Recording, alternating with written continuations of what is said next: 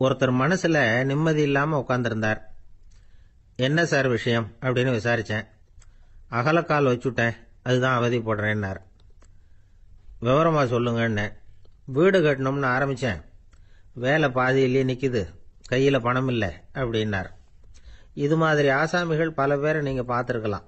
இவங்கெல்லாம் சுலபமா மன அழுத்தத்துக்கு ஆளாயிடுறாங்க. மன உளைச்சல், அதாவது ஸ்ட்ரெஸ் அப்படின்னு சொல்றோமே, அதுக்கு அடிப்படையான சில காரணங்கள் உண்டு. அதாவது மிகையாக திட்டமிடுதல் அப்படிங்கிறதும் ஒரு முக்கியமான காரணம். நடைமுறை சாத்தியம் என்னங்கிறத மனசுல வச்சுக்கிட்டு எந்த திட்டத்தையும் தீட்டணும், அப்பதான் அது சரியா வரும். ரெண்டாவது காரணம் என்ன தெரியுமா? ஒரே நேரத்தில் பல்வேறு செயல்களில் ஈடுபடுறது. தொலைபேசியில் பேசிக்கிட்டே கையில் இருக்கிற கடிதத்தை படிச்சுக்கிட்டே எதிரில் உட்காந்துக்கிட்டு இருக்கிறவருக்கும் அப்பப்போ பதில் சொல்லிக்கிட்டு மனசில் பல்வேறு சிந்தனைகளை அப்படியே ஓட விட்டுக்கிட்டு இருக்கிறது, இதுவும் மன அழுத்தத்தை உண்டாக்குது. மூணாவது காரணம், எதிலேயும் வெற்றி மட்டும் எதிர்பார்க்கிற ஒருதலைப்பட்சமான ஆர்வம். நாம தொட்டதெல்லாம் வெற்றியாவே முடியணும் அப்படின்னு எதிர்பார்க்கிறவங்க ஏதாவது ஒண்ணுல தோல்வியை கண்டா தோண்டு போயிடுறாங்க.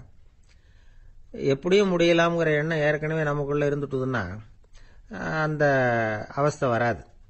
அதனால அதுவும் நம்ம வளர்த்து கொள்ள வேண்டிய ஒரு குணம். மன உளைச்சல் ஏற்படுறதுக்கு இன்னொரு காரணம், எதையும் வேகமா செஞ்சுடணும் அப்படிங்கிற துடிப்பு. அந்த துடிப்பே மனசை அழுத்த ஆரம்பிச்சிடும். எந்த ஒரு காரியத்திலையும் தாமதமோ இடையூறோ ஏற்பட்டா அதை பொறுத்துக்கிற மனப்போக்கம் வேணும். அது இல்லாதவங்க அழுத்தத்துக்கு ஆளாயிடுறாங்க. சில பேர் வேலை வேலைன்னு எந்த நேரம் பார்த்தாலும் வேலையே கதின்னு கிடப்பாங்க. பொழுதுபோக்குக்கோ உடற்பயிற்சிக்கோ குடும்பத்தில் உள்ளவங்க அல்லது நண்பர்கள் கூட கலந்துரையாடவோ கொஞ்சம் கூட நேரம் ஒதுக்க மாட்டாங்க. இந்த சுபாவம் மன அழுத்தத்தை உண்டு பண்ணும். இதையெல்லாம் புரிஞ்சுக்கிட்டு அதிலிருந்து விடுபடுறது எப்படின்னு யோசிக்கணும். வல்லுநர்கள் இது தொடர்பாக சில யோசனைகளை சொல்லி வச்சிருக்கிறாங்க. அது என்னன்னா, வாழ்க்கைங்கிறது பிரச்சனைகளால பின்னப்பட்ட ஒன்று. அது எப்பவுமே முடிவடையாத ஒரு தொடர்கதை அப்படிங்கிறத முதல்ல நாம புரிஞ்சுக்கணும். ஒரே நேரத்தில் ஒரு காரியத்தில் மட்டுமே நாம கவனம் செலுத்தணும். அடுத்தவங்க காரியத்தில் தலையிடக்கூடாது. எதையும் பேச ஆரம்பிக்கிறதுக்கு முன்னாடி நம்மை நாமே கேட்டுக்க வேண்டிய கேள்வி 2. 1, நான் சொல்ல போறது ரொம்ப முக்கியமானதா? 2வது, நான் சொல்றத அவங்க கேட்கறதுக்கு ஆசைப்படுறாங்களா? நான் பேசுறதுக்கு அது சரியான நேரம் தானா? இதை யோசிச்சு பார்த்ததுக்கு அப்புறம் எதையும் பேச ஆரம்பிக்கணும். முடிஞ்ச அளவுக்கு வளைந்து போகிற சுபாவத்தை வளர்த்துக்கணும். நம்ம நேரம் விலை மதிப்பு இல்லாதது, அதை வீணாக்கக்கூடாது. சிரிக்க தெரியலனாலும் பரவாயில்ல, முகத்தில் கொஞ்சம் புன்முறுவலாவது காட்டணும். இதெல்லாம் ரொம்ப முக்கியம். அடுத்தவங்க ஏதாவது செஞ்சா உடனே நன்றி சொல்ல மறக்கப்படாது. தினமும் கொஞ்சம் நேரத்தை தனிமையில் செலவு பண்ணணும். மன உளைச்சலிருந்து விடுபடுறதுக்கு 3 முக்கிய வழிகள் சொல்றாங்க. அதை சுருக்கமாக ரெட் அப்படின்னு சொல்றாங்க. RED ஆங்கில எழுத்துல. அந்த முதல் எழுத்து R, அது என்னன்னா ரிலாக்ஸேஷன், அதாவது இடை ஓய்வு. 2வது E எக்ஸர்சைஸ், உடற்பயிற்சி. 3வது டயட், திட்டமிட்ட உணவு முறை. அதனால தியானம், மூச்சு பயிற்சி இதெல்லாம் இந்த இடை ஓய்வுக்கு வழிகள். எந்த வேலையையும் தொடர்ந்து செய்யக்கூடாது. எல்லார்கிட்டையும் கலகலப்பா பழகணும். மாசத்துக்கு ஒரு நாளாவது குடும்பத்தோடு வெளியில போயிட்டு வரணும். சுலபமான உடற்பயிற்சிகளை செய்யலாம். உடற்பயிற்சிங்கிறது நமக்காக நாம செய்கிற ஒரு நீண்டகால முதலீடு அப்படின்னு சொல்லுவாங்க. அதாவது லாங் டேர்ம் இன்வெஸ்ட்மெண்டா. அளவோட சாப்பிடணும், மெதுவா சாப்பிடணும். இதெல்லாம் கொஞ்சம் மனசுல வச்சுக்கிட்டு நடந்துக்கிட்டா மகிழ்ச்சியா வாழலாம். சில பேர் சாப்பாட்டு விஷயத்தில் ரொம்ப அக்கறை எடுத்துக்கிறது உண்டு. ஒரு குண்டு ஆசாமி சாப்பிட உட்கார்ந்தார். முதல்ல ஒரு மாத்திரை சாப்பிட்டார். எதுக்குன்னு கேட்டோம். பசி எடுக்கிறதுக்குன்னார். சாப்பிட்டு முடிச்சார். பிறகு மறுபடியும் ஒரு மாத்திரை சாப்பிட்டார். இது எதுக்குன்னு கேட்டோம். சாப்பிட்டது ஜீரணமாகறதுக்கு அப்படின்னார். இந்த உலகத்துல எல்லாருக்கும் மகிழ்ச்சி தரக்கூடிய ஒரு பொருள் எது? இது ஒரு முக்கியமான கேள்வி. இந்த கேள்விக்கு பொருத்தமான ஒரு பதிலை உங்களால சொல்ல முடியுமா? அதாவது கொஞ்சம் யோசிச்சு பார்த்தா பணம்னு சொல்லலாமா? இப்போ கையில் காசு இல்லாதவங்ககிட்ட ஒரு 10 ரூபாய் கொடுத்தா அது அவனுக்கு சந்தோஷத்தை கொடுக்கும். ஏற்கனவே வருமான வரி பிரச்சனையில் சிக்கி இருக்கிறவர்கிட்ட இன்னும் கொஞ்சம் பணம் இந்தாங்கன்னு சொல்லி கொடுத்தோம்னா அது அவருக்கு சங்கடத்தை தான் கொடுக்கும். அதனால அந்த கேள்விக்கு பணம்ங்கிறது பொருத்தமான பதிலாக இருக்க முடியாது. கேள்வி என்னன்னா, இந்த உலகத்தில் எல்லாருக்கும் மகிழ்ச்சி தரக்கூடிய ஒரு பொருள் எது? சரி, இனிப்புன்னு சொல்லலாமா? ஏன்னா எல்லாருக்கும் இனிக்க தானே செய்யும். அதுலேயும் ஒரு சிக்கல் இருக்கு. சர்க்கரை வியாதிக்காரங்களுக்கு அது என்ன சந்தோஷத்தையா கொடுக்கும்? ஆக எல்லாருக்கும் வேறுபாடு எதுவும் இல்லாமல் மகிழ்ச்சியை கொடுக்கக்கூடியது வேற ஏதோ ஒன்று இருக்கு. அது என்னன்னு கண்டுபிடிக்கணும். அதுதான் இன்னைக்கு தகவல். இப்போ அதை கண்டுபிடிக்கணும்னா இந்த கதையை கேட்கணும். அது என்ன கதைன்னா, ஒரு ஊரில் ஒரு ராஜா இருந்தார். அவருக்கும் இதே சந்தேகம் வந்துட்டுது. அதாவது எல்லாருக்கும் இன்பம் தரக்கூடிய பொருள் எது அப்படின்னு. இதுக்கு பதில் தெரிஞ்சுக்கிறதுக்கு ஆசைப்பட்டார். சரி, அதுக்கு என்ன செய்யலாம்னு யோசனை பண்ணார். நாட்டு மக்களுக்கு பகிரங்கமாக ஒரு அறிவிப்பு கொடுத்தார். நம்ம நாட்டு மக்கள் இன்பம் தரக்கூடிய பொருள் எதுன்னு நினைக்கிறாங்களோ அதை கொண்டுகிட்டு வந்து அரண்மனையில் உள்ள கண்காட்சி மண்டபத்தில் வைக்கலாம். அப்படி அவங்க வைக்கிற பொருள்களில் எது எல்லாருக்கும் இன்பம் தரக்கூடியதாக இருக்குமோ அதை வச்சவருக்கு 1000 பொற்காசுகள் பரிசு அப்படின்னு அறிவிப்பு கொடுத்துட்டார். ஜனங்கள் இந்த அறிவிப்பை கேட்டாங்க. அதுக்கப்புறம் சும்மா இருப்பாங்களா? 1000 பொற்காசுன்னா சும்மாவா? அவங்க கையில் என்னென்ன கிடைச்சதோ அதையெல்லாம் கொண்டாந்து அரண்மனை காட்சி மண்டபத்தில் வச்சுட்டாங்க. அதுக்கப்புறமா ராஜா அங்கே வந்தார். ஒவ்வொன்றா பார்த்துக்கிட்டே வந்தார். முதல்ல ஒரு குயில் இருந்தது, இனிமையாக பாடக்கூடிய குயில். இந்த குயிலோட இன்னிசை எல்லாருக்கும் இன்பம் தரக்கூடியது தான். இருந்தாலும் காது கேட்காதவங்களுக்கு இந்த இசை எப்படி இன்பம் தர முடியும்? அதனால் இது சரியில்லைன்னு விட்டார். அடுத்தபடியாக போனார். அங்கே என்ன வச்சிருக்கிறாங்கன்னு பார்த்தா ஒரு அழகான மயில் அங்கே தோகை விரித்து ஆடிக்கிட்டு இருக்குது. இந்த மயிலோட ஆட்டம் மனசுக்கு இன்பம் தரக்கூடியது தான். இருந்தாலும் பார்வை இல்லாதவங்க இந்த ஆட்டத்தை பார்த்து ரசிக்க முடியுமா? முடியாது. அதனால் இதுவும் சரியில்லை அப்படின்னு சொல்லிவிட்டார். அதுக்கு அடுத்தபடியாக போனார். பல வகையான இனிப்பு பண்டங்களை வச்சுருந்தாங்க. பார்த்தார், வயசானவங்களுக்கும் நோயாளிகளுக்கும் இது இன்பம் தராது, துன்பம் தான் கொடுக்கும் அப்படின்னார். இப்படி ஒவ்வொன்றா பார்த்துக்கிட்டே போகிறார். அழகான மலர்கள், கனிகள், ஓவியங்கள் எதுவுமே பொருத்தமாக தெரியல. சகல பேருக்கும் இன்பம் தரக்கூடிய வகையில் எதுவும் இல்லை. கடைசியாக வந்தார். அங்கே ஒரு களிமண் பொம்மை இருந்தது. அது என்ன பொம்மை தெரியுமா? பசியால் வாடி இருக்கிற ஒருத்தருக்கு ஒரு அம்மா இனிமையாக பேசிக்கிட்டு சோறு போடுறது மாதிரி அந்த பொம்மையை செஞ்சுருந்தாங்க. அதுக்கு கீழே அன்பு அப்படின்னு எழுதியிருந்துதான். ராஜா பளிச்சுன்னு ஒரு முடிவுக்கு வந்தார். அந்த பொம்மையை செஞ்ச சிற்பியை வரவழைச்சார், பரிசு கொடுத்தார். அன்பு ஒன்று தான் எல்லாருக்கும் இன்பம் அளிக்கக்கூடிய பொருள். காது கேட்காதவங்களும் அதை கேட்க முடியும், பார்வை இல்லாதவங்களும் அதை பார்க்க முடியும், குழந்தைகளும் அதை உணர முடியும் அப்படின்னு அதுக்கு விளக்கம் கொடுத்தார் அந்த மன்னர். இந்த உலகத்தில் எல்லாருக்கும் மகிழ்ச்சி தரக்கூடிய ஒரு பொருள் அன்பு தான். அதை புரிஞ்சுக்கிட்டு தான் சில கணவன்மார்கள் மனைவி பேரில் ரொம்ப அன்பை காட்டிக்கிறது வழக்கம். ஒரு வீட்டு வாசப்படி பக்கமாக மழைக்கு ஒதுங்கினார் ஒருத்தர். மழை தூரிக்கிட்டு இருந்தது, இருட்டு நேரம். அந்த வீட்டில் இருந்தவர், இன்னைக்கு ராத்திரி வேணும்னா இங்கேயே தங்கிட்டு காலையில் போங்க அப்படின்னார். உடனே இவர் சொன்னார், ரொம்ப நன்றிங்க, ஒரு 10 நிமிஷத்தில் இதை வந்துவிடுறேன் அப்படின்னு சொல்லிவிட்டு எங்கேயோ ஓடினார். 10 நிமிஷம் கழித்து திரும்பி வந்தார். ஆமாம், எங்கே போயிட்டு வந்தீங்கன்னு கேட்டார் வீட்டில் இருந்தவர். நேராக எங்கள் வீட்டுக்கு போய் மனைவி கிட்ட இன்னைக்கு ராத்திரி இங்கேயே தங்கிக்கிறேன்னு சொல்லிவிட்டு வந்துட்டேன் அப்படின்னார் அவர். அன்புல இது ஒரு ரகம். அரேபிய நாடு, அங்கே ஒரு ஆட்சி தலைவர். அரேபிய நாட்டு ஆட்சி பொறுப்பை ஏற்றுக்கிட்டவர். அவர் ஆட்சி பொறுப்பை ஏற்றுக்கிட்ட பிறகு ஒரு நாள் ஒரு தெருவில் நடந்து போய்கிட்டு இருந்தார். அவர் தோளில் ஒரு பெரிய துணி மூட்டை, அதை சுமந்துக்கிட்டு கடத்தெருவை நோக்கி அவர் போய்கிட்டு இருக்கிறார். வழியில் அவரை சந்திச்சார் உமர். அவர் கேட்டார், கலீஃபா அவர்களே, எங்கே புறப்பட்டுட்டீங்க அப்படின்னு கேட்டார். கலீஃபான்னா ஆட்சி தலைவர்னு அர்த்தம். இதுக்கு அவர் சொன்னார், நான் துணி வணிகம் செய்கிறவன், அதனால துணி வியாபாரம் செய்யறதுக்காக போயிட்டு இருக்கிறேன்னார். நீங்க இப்போ இந்த நாட்டுக்கு ஆட்சி தலைவர், ஆட்சி பொறுப்புல இருக்கிறீங்க, நீங்க வியாபாரம் செய்ய போட்டா அரசு பணிகளை செய்யறது யாரு அப்படின்னு கேட்டார் அவர். நான் அரசு பணிகளை மட்டுமே செஞ்சுக்கிட்டு இருந்தா என் குடும்பத்தை காப்பாத்துறது யாரு அப்படின்னு கேட்டார் அவர். இப்படி கேட்டவர் யார் தெரியுமா? அவர் தான் அபூபக்கர், இறை தூதர் முகமது அவர்களுக்கு பிறகு கலீஃபாவாக தேர்ந்தெடுக்கப்பட்டவர். அப்போலாம் ஆட்சி தலைவர்களுக்கு சம்பளம்னு எதுவும் கிடையாது. இந்த பிரச்சனையை எப்படி தீர்க்கிறதுன்னு யோசனை பண்ணார் உமர். அபு உபைதா அவர்கள்கிட்ட அழைச்சிட்டு போனார். அவர் யாருன்னா, அவர் தான் பொது நிதி கருவூலத்தின் பொறுப்பாளர். அவர்கிட்ட பிரச்சனையை சொன்னார். இது மாதிரி ஆட்சி தலைவருக்கு பொது நிதியிலிருந்து ஊதியம் அளிக்க முடியுமான்னு கேட்டார். பொது நிதி விதிகளின்படி அதுக்கு சாத்தியம் இல்லைன்னு சொல்லிவிட்டாரு அவரு. சரி, வேற ஏதாவது வழி இருக்குதான்னு கேட்டார் உமர். அபு உபைதா கொஞ்சம் யோசனை பண்ணி பார்த்தார். அப்புறமா சொன்னார், மக்காவிலிருந்து மதீனாவுக்கு குடிபெயர்ந்து வந்த அகதிகளுக்கு நிதி உதவி அளிக்கிறதுக்கு விதிகள்ல இடம் இருக்கு. அப்படி பார்த்தா அபூபக்கரும் அகதி தானே, அதனால எல்லா அகதிகளுக்கும் கொடுக்கறது மாதிரியே அவருக்கும் ஒரு தொகை அளிக்கலாம்னார். கலீஃபா அபூபக்கருக்கு இந்த அகதி உதவி தொகையைத்தான் கொடுத்துட்டு வந்தாங்களாம். குடும்ப செலவுக்கு அது போதுமானதா இல்ல. இருந்தாலும் கலீஃபாங்கிறதுக்காக மற்ற அகதிகளை விட அதிகமா தொகையை பெற அவர் விரும்பல. மார்பு பக்கம் கிழிஞ்சிருந்த ஒரு மேலாடையை தான் அவர் அணிஞ்சிருந்தார். அவருடைய துணைவியார் அஸ்மா, அவங்க ஒரு நாள் தேன் அருந்த ஆசையா இருக்குன்னாங்களாம். நமக்கு கிடைக்கிற ஊதியம் குடும்ப செலவுக்கே போதுமானதா இல்லையே, இந்த நிலையில தேன் வாங்கறதுக்கு காசுக்கு நான் எங்க போவேன் இருக்காரு அவரு. கொஞ்ச நாள் கழிச்சு அவங்க ஒரு தொகையை அவர்கிட்ட கொடுத்து தேன் வாங்கிட்டு வர சொன்னாங்களாம். இவருக்கு ஆச்சரியம், ஏது இந்த பணம்னு கேட்டிருக்காரு. நீங்க தினமும் குடும்ப செலவுக்காக கொடுத்துக்கிட்டு வந்த பணத்துல கொஞ்சம் கொஞ்சமா மிச்சப்படுத்தி வச்சேன்னாங்களாம். அபூபக்கர் அந்த பணத்தை எடுத்துக்கிட்டு நேரா பொது நிதி கருவூல பொறுப்பாளர்கிட்ட போனார். இந்த பணத்தை பொது நிதியில சேர்த்துருங்க, இது அதிகப்படியா எனக்கு தரப்பட்டு வந்த ஊதியம், அடுத்த மாசத்துல இருந்து இந்த தொகையை குறைச்சுங்கன்னு வேற சொல்லிவிட்டாராம்.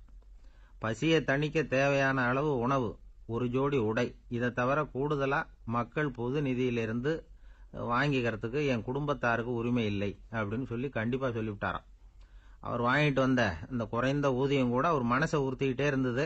கடைசி நேரம் அவர் தம்முடைய மகள் ஆயிஷா அவர்களை அழைச்சார். மகளே, இதுவரைக்கும் பொது நிதியிலிருந்து நான் வாங்கிட்டு வந்த தொகை என்னுடைய இதயத்துல பாரமா அழுத்திக்கிட்டு இருக்கு. என் தோட்டத்தை வித்து அதுல வர்ற பணத்திலிருந்து நான் இதுவரைக்கும் வாங்கிட்டு வந்த ஊதிய தொகையை கணக்கு போட்டு பொது நிதியில சேர்த்து விடு அப்படின்னாராம். பதவி ஏற்கிறதுக்கு முன்னாடி தன்கிட்ட இருந்ததை விட இப்ப கூடுதலா என்ன சொத்து இருக்குன்னு பார்த்திருக்கார்.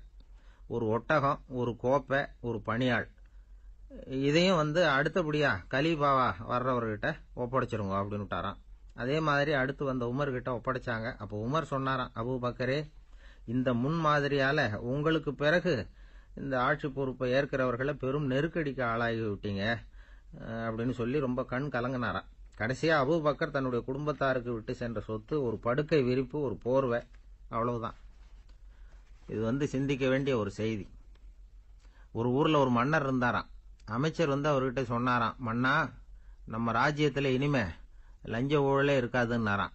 ஆஹா, அப்படின்னா ஊழல் பேர் வழிகளை எல்லாம் நாடு கடத்தியாச்சா அப்படின்னு கேட்டிருக்காரு மன்னர். இதுக்கு அவரு, அப்படி இல்லைங்க, இனிமே கொடுக்கறதுக்கு ஜனங்கள் கிட்ட பணமே இல்லை.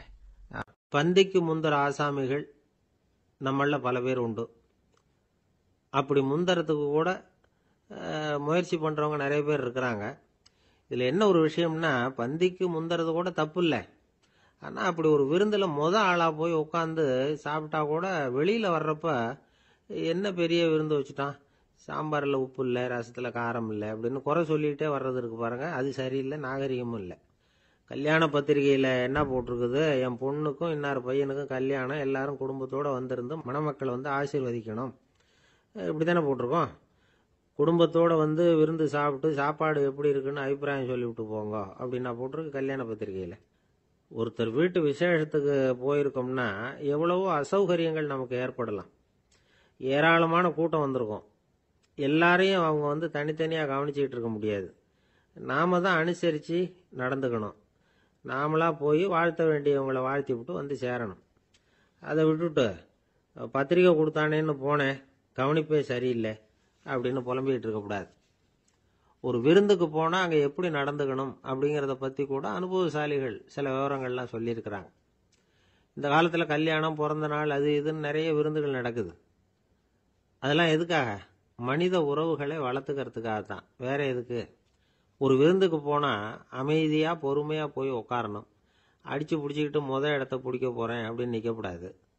முதல் பந்தி நடந்துகிட்டு இருந்தா அது முடிஞ்சு இலை எடுத்து சுத்தம் பண்ணதுக்கு அப்புறம் போய் உட்கார்றது தான் நாகரீகம். இலை எடுக்கிறதுக்கு முன்னாடி அங்க போய் உட்காந்தா நல்லா இருக்காது. நீங்க சாப்பிட்டுட்டு உட்காந்துருக்கீங்களா, சாப்பிட்றதுக்கு உட்காந்துருக்கீங்களா, பாக்குறவங்களுக்கு சந்தேகம் வந்துடும். அதே மாதிரி இலையில எல்லா ஐட்டமும் பரிமாறினதுக்கு அப்புறம் சாப்பிட ஆரம்பிக்கணும். ஒவ்வொரு ஐட்டமா வைக்க வைக்க நாம பாட்டுக்கு எடுத்து உள்ள தள்ளிட்டே இருந்தோம்னா எதை வச்சோம் எதை வைக்கலன்னு பரிமாறினவரே குழம்பி போயிடுவார்.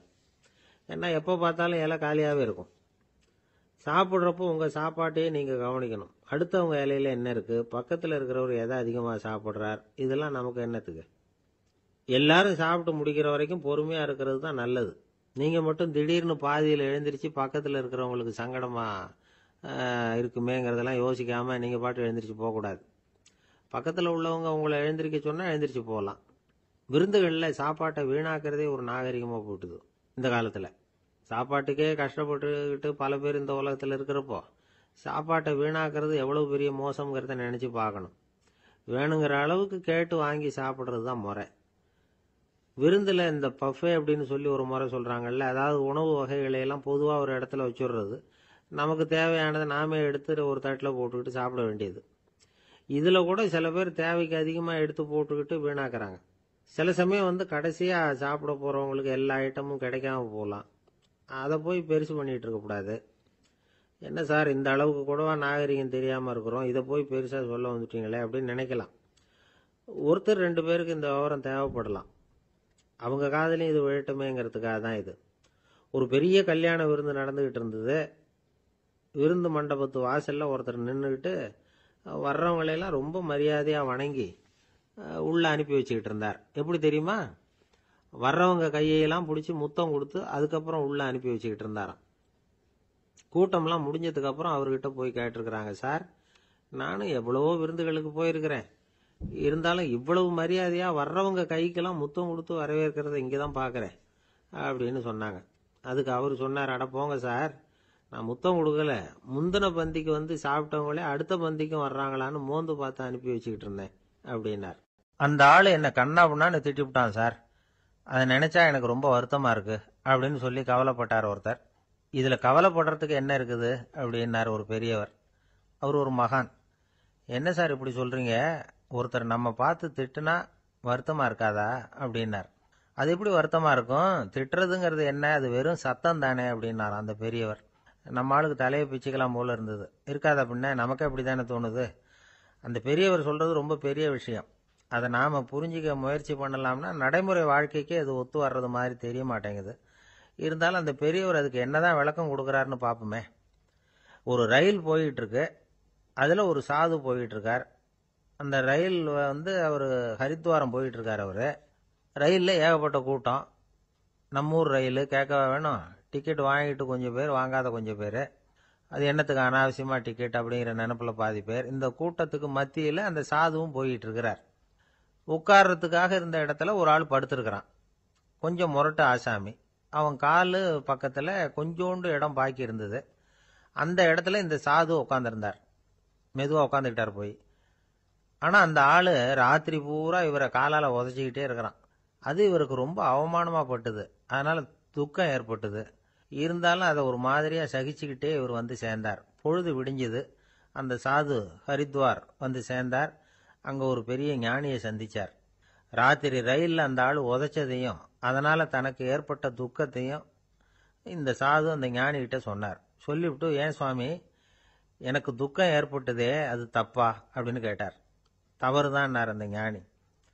உனக்கு இன்னமும் தேக அபிமானம் போகலைங்கிறது தான் அது காட்டுது. அஷ்டாவக்கிரர் என்ன சொல்றார் தெரியுமா? உண்மையான ஞானி யாராவது தன்னை வந்தனை செய்தால் அதற்காக சந்தோஷப்பட மாட்டார், யாராவது நிந்தனை செய்தால் அதற்காக வருத்தப்பட மாட்டார் அப்படின்னு சொல்றார். நிந்தனைங்கிறது ஒரு ஒலி தான். தேகாபிமானம் இருக்கிற வரைக்கும் இந்த ஒலி நம்மளை வேதனைப்படுத்தும். நான் தேகம் இல்லை, ஆத்மா அப்படிங்கிற நினைவு இருந்தா இந்த ஒலி நம்மளை பாதிக்காது. மனு என்ன சொல்றார் தெரியுமா? ஒரு சாதகன் பாராட்டுதலை விஷம்னு நினைச்சு பயப்படணும், அவமானத்தை அமிர்தம்னு நினைச்சு சந்தோஷப்படணுங்கிறார். அவமானப்பட்டா கவலைப்படாமல் எப்படி இருக்க முடியும் அப்படின்னு தான் நமக்கு தோணும். அதனால தான் நம்மள யாரும் இதுக்கு உதாரணமாக யாரையும் காட்ட முடியல. புத்தரையும் கபீரையும் உதாரணமாக காட்டுறாங்க. அவங்களுக்கெல்லாம் அவமானம் ஏற்பட்டப்போ கவலையே படலையாம். புத்தரை அவமானப்படுத்தணுங்கிறதுக்காக கௌசாம்பி ராணி ஒரு இளம் பெண்ணை கொலை பண்ணி சடலத்தை புத்தர் குடிசைக்கு முன்னாடி போட சொன்னார். போட்டாங்க. புத்தர் தான் அந்த பொண்ணை கெடுத்து கொலை பண்ணிவிட்டாருன்னு எல்லாரும் நினைச்சாங்க. ஆனால் புத்தர் இதை பற்றி கவலையே படலை. அப்புறமா உண்மை தெரிஞ்சதும் புத்தர் புகழ் இன்னும் அதிகமாயிட்டுது. ஒரு பெரிய சபையில் ஒரு மோசமான பொண்ணு நுழைஞ்சி தனக்கும் கபீருக்கும் சம்பந்தம் உண்டுன்னு சொன்னா. கபீர் கவலைப்படலை. அவங்க மாதிரியெல்லாம் நாமளும் இருக்க கற்றுக்கணும். நிந்தனை, அபகீர்த்தி, அவமானம் எல்லாம் ஆண்டவன் கொடுக்குற பிரசாதம்னு நினைக்கணும் அப்படின்னு சொல்றார் அந்த ஞானி. இதை கேட்ட இந்த காலத்து ஆசாமி ஒருத்தர், நான் கூட அப்படிதான் சார், யாராவது அவமானப்படுத்தினா கவலைப்பட மாட்டேன். நேற்று கூட ஒருத்தர் என்ன பலார்னு அரைஞ்சுட்டார். நான் கொஞ்சம் கூட கவலைப்படலை, பேசாமல் வந்துட்டேன்னார். ஏன் அப்படி வந்துட்டீங்க அப்படின்னு. அவர் அரைஞ்சதுலேயும் ஒரு அர்த்தம் இருந்தது, அதனால தான் அப்படி வந்துட்டேன்னார். ஏன் அரைஞ்சாருன்னு கேட்டேன். 10 வருஷத்துக்கு முன்னாடி 15 ரூபா அவர்கிட்ட கடன் வாங்கினேன். அதை கேட்டு கேட்டு பார்த்துட்டு கடைசியாக தான் அரைஞ்சார் அப்படின்னார். ஆண்டவனுடைய பிரசாதம் இவருக்கு அடிக்கடி கிடைக்கும் போல இருக்கு. ஒரு ஆஃபீஸில் வேலை பார்க்குற ஒருத்தர் ஏதோ தப்பு பண்ணிவிட்டார். உடனே மேல் அதிகாரி அவரை கூப்பிட்டு அனுப்புனார். நீ செஞ்சது தப்புன்னார் கோபமா. இது ஒரு ரகம். சில அதிகாரிகள் இப்படி நீங்கள் செஞ்சது தப்புன்னு சொல்கிறதில்ல, நீங்கள் செஞ்சது சரி அப்படின்னு சொல்கிறதில்ல. எப்படி சொல்லுவாங்கன்னா, நீங்கள் செஞ்சது சரியில்லைன்னு நான் நினைக்கிறேன் அப்படின்னு சொல்லுவாங்களாம். அதாவது சில பேர் நீங்கள் செஞ்சது தப்புங்கிறாங்க, அதையே மாற்றி சொல்கிறார் இவர், நீங்கள் செஞ்சது சரியில்லைன்னு நினைக்கிறேன். இது ரெண்டும் அர்த்தம் ஒன்று தான், இருந்தாலும் வார்த்தைகள் வித்தியாசம். நிர்வாக திறமை இல்லாத ஒரு அதிகாரி யூ ஆர் ராங் அப்படின்னு சொல்லுவாராம். நிர்வாக திறமை உள்ள அதிகாரியாக இருந்தால் அதையே கொஞ்சம் மாற்றி I think you are not correct அப்படிம்பாரான். இதுதான் வித்தியாசம். இருந்தாலும் வார்த்தைகளை உபயோகப்படுத்துகிற விதத்தை வச்சு தான் வேலை நல்லா நடக்கிறதும் நடக்காததும் இருக்கு. விவரம் தெரிஞ்சவங்க என்ன சொல்கிறாங்க தெரியுமா? Be a leader not a boss அப்படிங்கிறாங்க. ஒரு லீடராக பாஸாக இருக்காதே அப்படிங்கிறாங்க. சரி, அப்படின்னா லீடருக்கும் பாஸுக்கும் வித்தியாசம் உண்டா அப்படின்னு கேட்டால் இருக்குன்னு சொல்கிறாங்க. லீடருங்கிறவர் வேற, பாஸுங்கிறவர் வேற. ஒரு லீடர் எப்படி நடந்துக்குவார், ஒரு பாஸ் எப்படி நடந்துக்குவார், இதை முதல்ல நாம் தெரிஞ்சுக்கணும். அவங்க எப்படி நடந்துக்குவாங்க அப்படிங்கிறதுக்கு சில விவரங்கள் இருக்கு. அதை கேட்டோம்னா நாம் புரிஞ்சுக்கலாம் அதை. அதாவது பாஸுங்கிறவர் விரட்டிக்கிட்டே இருப்பார், லீடருங்கிறவர் ஊக்கப்படுத்திக்கிட்டே இருப்பார். நாளைக்கு சாயந்தரத்துக்குள்ள அந்த வேலையை செஞ்சு முடிக்கலைன்னா தொலைச்சி விடுவோம் தொலைச்சி அப்படிம்பார் அவர். இவர் எப்படி சொல்லுவார்னா, இதுவரைக்கும் நீங்கள் செஞ்சிருக்கிற வேலை ரொம்ப அற்புதம் அப்படிம்பார். பாஸுங்கிறவர் அதிகாரத்தை நம்பி செயல்படுறவர், லீடருங்கிறவர் நல்லெண்ணத்தை நம்பி செயல்படுறவர். நம்மகிட்ட அதிகாரம் இருக்கு, பவர் இருக்கு, அதனால காரியத்தை சாதிச்சுடலாம் அப்படின்னு நினைக்கிறவர் அவர். மற்றவங்க கிட்ட ஒரு நல்ல அபிப்பிராயத்தை சம்பாதிச்சுக்கிட்டு அது மூலமா காரியங்களை சாதிக்கிறவர் இவர். பாஸுங்கிறவர் பயத்தை உண்டு பண்ணுவார், லீடருங்கிறவர் அன்பை பரவ செய்வார். அதை செய்யலைன்னா ஆடிட்டில் தகராறாயிடும், இது செய்யலைன்னா இன்க்ரிமெண்ட் கட் ஆகிடும், இப்படி ஏதாவது சொல்லி பயமுறுத்திக்கிட்டே இருப்பார் அவர். இவர் அப்படி இல்லை. உடம்பு இப்படி இருக்குது, வீட்டில் எல்லாரும் சௌக்கியமாக இருக்கிறாங்களா, ஆஃபீஸில் எல்லாம் வசதியாக இருக்குதா, நான் ஏதாவது உதவி செய்யணுமா அப்படின்னு அன்புக்கு முக்கியத்துவம் கொடுப்பார். பாஸுங்கிறவர் எதுக்கு எடுத்தாலும் நான் சொல்லிகிட்டு இருப்பார், லீடருங்கிறவர் நாமன்னு சொல்லிகிட்டு இருப்பார். பாஸுங்கிறவர் தப்புக்கு காரணம் யாருன்னு பார்ப்பார், லீடருங்கிறவர் தப்பு என்னன்னு பார்ப்பார். இதுதான் ரெண்டு பேருக்கு வித்தியாசம். The boss shows who is wrong, the leader shows what is wrong அப்படின்னு சொல்லுவாங்க. இந்த காரியம் எப்படி செய்யப்பட்டிருக்கு அப்படின்னு தெரிஞ்சுக்கிறவர் பாஸ், இந்த காரியத்தை எப்படி செய்யணும்னு செஞ்சு காட்டுறவர் லீடர். பாஸுங்கிறவர் பணியாளர்களை திட்டுவார், லீடர் மரியாதைக்குரியவராக நடத்துவார், அதுக்குரியவராக அவர் நடந்துக்குவார். செய்கிற வேலையை ஒரு சுமையா நினைக்க வைக்கிறவர் பாஸ், செய்கிற வேலையை ஒரு சந்தோஷமா ஆக்குறவர் லீடர். ஒரு முதலாளியா இருக்கிறவர் அல்லது ஒரு நிர்வாகியா இருக்கிறவர் இது மாதிரியான நுணுக்கங்களை எல்லாம் தெரிஞ்சு வச்சுக்கிறது நல்லது. ஒரு பாஸ் இருக்கார், அவர் ஒரு நாள் ரொம்ப பெருமையா தன்னோட ஆபீஸை பத்தி பேசிக்கிட்டு இருந்தார். எனக்கு கீழே 200 பேர் வேலை செய்யறாங்க சார், நான் ஒரு கோடு கிழிச்சா அவங்க அதை தாண்டாத அளவுக்கு நான் நடந்துக்கிறேன் சார் அப்படின்னார் அவர். அது எப்படி முடியுது உங்களால அப்படின்னு கேட்டோம். நான் கோடே கிழிக்கிறது இல்லை சார் அப்படின்னார். ஒரு பல்கலைக்கழகம், அங்கே ஒரு இலக்கிய பேராசிரியர், அவர் பாடம் நடத்திக்கிட்டு இருந்தார். ராபர்ட் ப்ரௌனிங் எழுதிய கவிதைகளை பற்றி சொல்லிகிட்டு இருக்கிறார். மாணவர்களும் ரொம்ப அக்கறையாக அதை கேட்டுக்கிட்டு இருக்கிறாங்க. ஒரு குறிப்பிட்ட கவிதையை பற்றி சொல்லும் பொழுது அந்த பேராசிரியருக்கே ஒரு சந்தேகம், அதாவது அந்த கவிதையின் சரியான அர்த்தம் என்னங்கிறதுல சந்தேகம். பேராசிரியர் யோசனை பண்ணார், அந்த கவிதையை முழுசாக புரிஞ்சிக்க முடியல. அதனால் மாணவர்களை பார்த்து சொன்னார், மாணவர்களே ஒரு நாள் பொறுத்துங்க, இந்த கவிதையை எழுதின கவிஞர் எங்கள் வீட்டுக்கு பக்கத்தில் தான் இருக்கிறார். இன்னைக்கு சாயந்தரம் நான் அவரை நேரிலேயே போய் பார்க்குறேன், பார்த்து இதுக்கு என்னங்க அர்த்தம்னு கேட்டுட்டு வந்துடுறேன், அதுக்கப்புறம் உங்ககிட்ட சொல்கிறேன் அப்படின்னாராம். அன்னைக்கு சாயந்தரமே அந்த பேராசிரியர் கவிஞரை தேடிக்கிட்டு போயிட்டார். கவிஞர் அவங்க வீட்டில் அவர் பாட்டு உட்காந்துருந்தாராம். இவர் போய் அவர் முன்னாடி உட்காந்தார். அப்புறம் கேட்டார், ஐயா, அந்த கவிதையின் முழு பொருள் என்னன்னு தெரிஞ்சுட்டு போகிறதுக்காக வந்திருக்கிறேன் அப்படின்னாராம். எந்த கவிதை அப்படின்னாராம் அவர். இவர் அந்த கவிதையை சொல்லியிருக்கார்.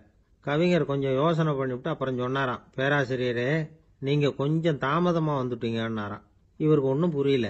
நீங்கள் என்ன சொல்கிறீங்க? நான் தாமதமாக வந்துட்டேன்னா?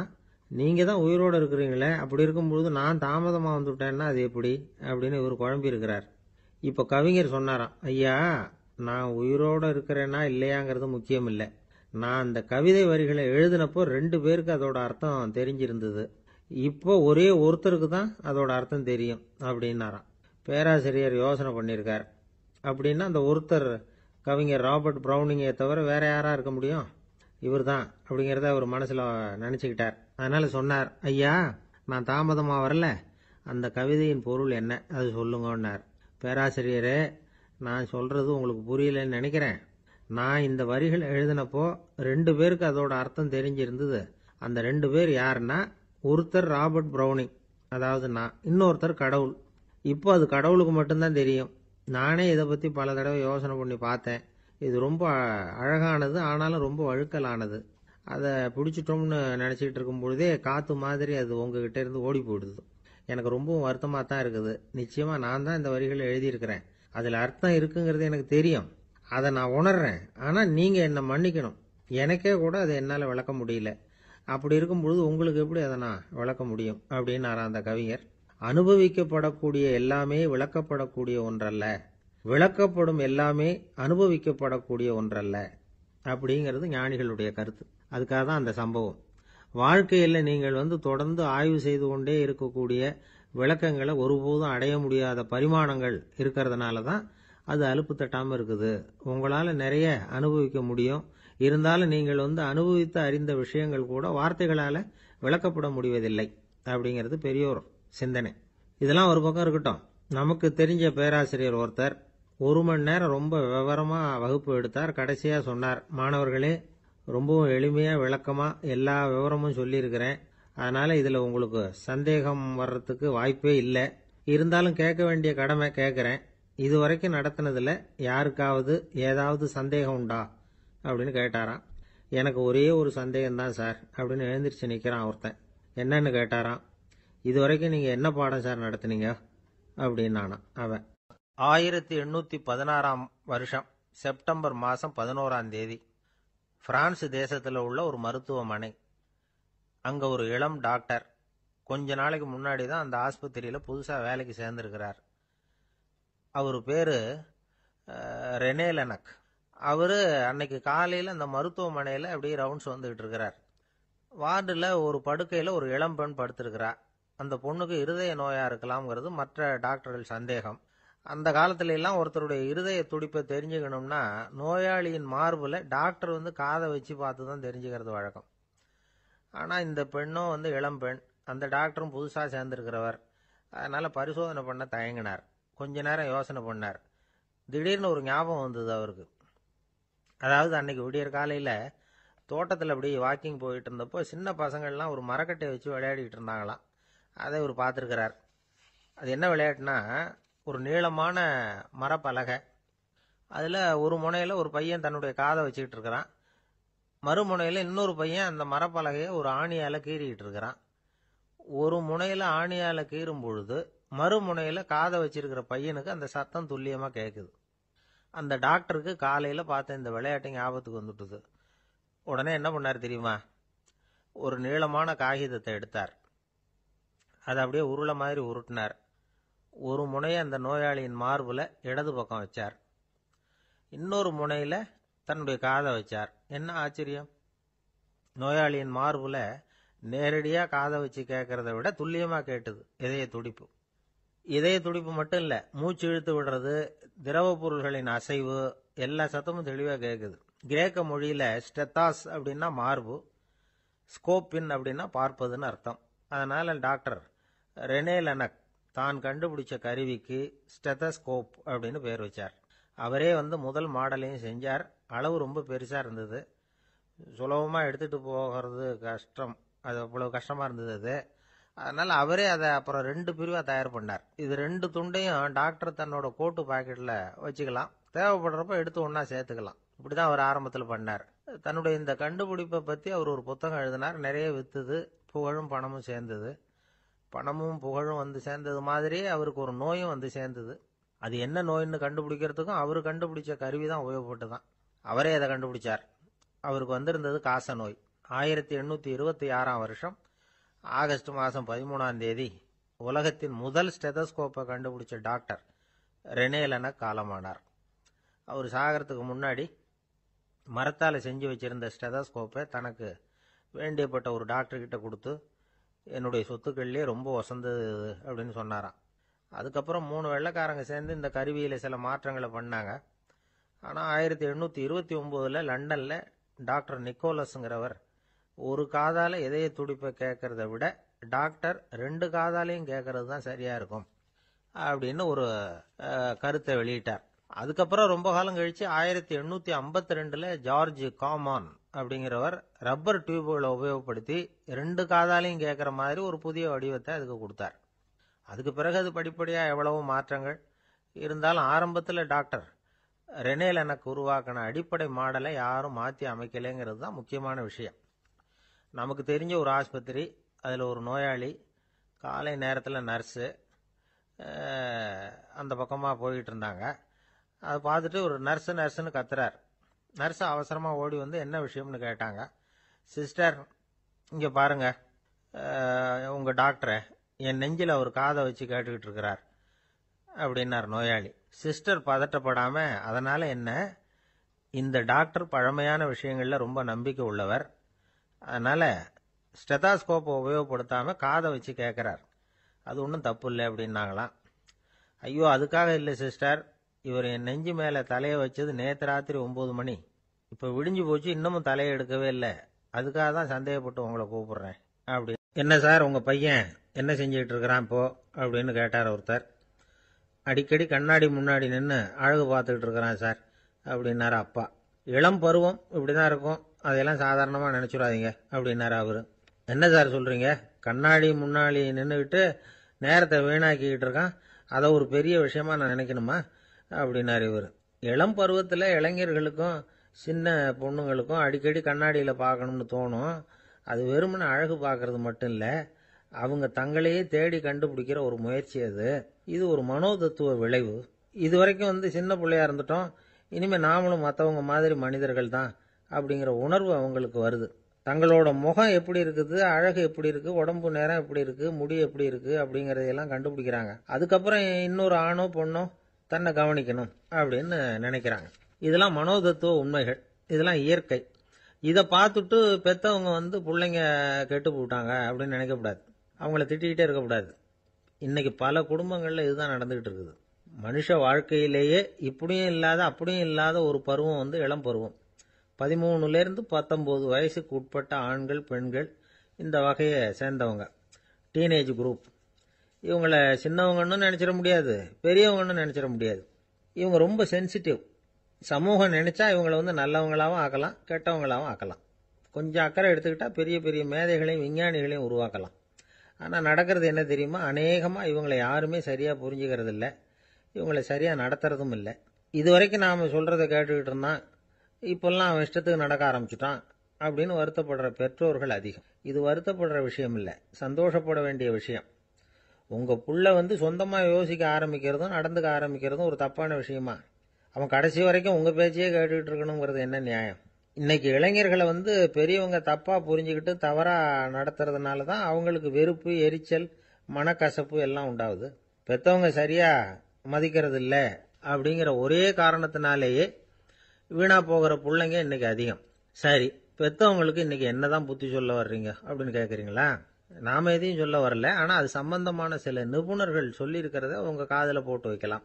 அது என்னன்னா, பிள்ளைங்க கிட்ட அன்பு செலுத்துங்க. குழந்தையா இருந்தப்போ எவ்வளவு பாசமா இருந்தீங்க, வளர வளர அதை ஏன் குறைச்சிக்கிறீங்க? பெத்தவங்களின் அன்பான வார்த்தைகளுக்கு ஏங்குறவங்க தான் இன்றைய இளைஞர்கள். அவங்க எதை சொன்னாலும் அதை அக்கறையா காது கொடுத்து கேளுங்க, அலட்சியப்படுத்தாதீங்க. அவங்க விரும்புறது உங்ககிட்ட இருந்து ஒரு மதிப்பு, மரியாதை, அங்கீகாரம், இவ்வளவுதான். அவங்களாவே முடிவுகள் எடுக்கட்டும், அதுக்கு நீங்க உதவியா இருங்க, அது போதும். மற்றவங்க முன்னாடி முக்கியமாக அவங்க நண்பர்கள் முன்னாடி அவங்கள பற்றி மட்டமாக பேசாதீங்க. அவங்கக்கிட்ட பொய் சொல்லக்கூடாது. நீங்கள் சொன்னது பொய்ன்னு தெரிஞ்சு போச்சுன்னா உங்கள் பேரில் அவங்களுக்கு இருக்கிற மதிப்பு போயிடும், நம்பிக்கை போயிடும். அவங்களுக்கு முன்னாடி நீங்கள் சண்டை போடக்கூடாது. உங்கள் பிள்ளைய எப்பவும் இன்னொரு பிள்ளையோட ஒப்பிட்டு பேசுகிற வேலையே வேணாம். கூட பிறந்த மற்றவங்களோட கூட ஒப்பிடக்கூடாது.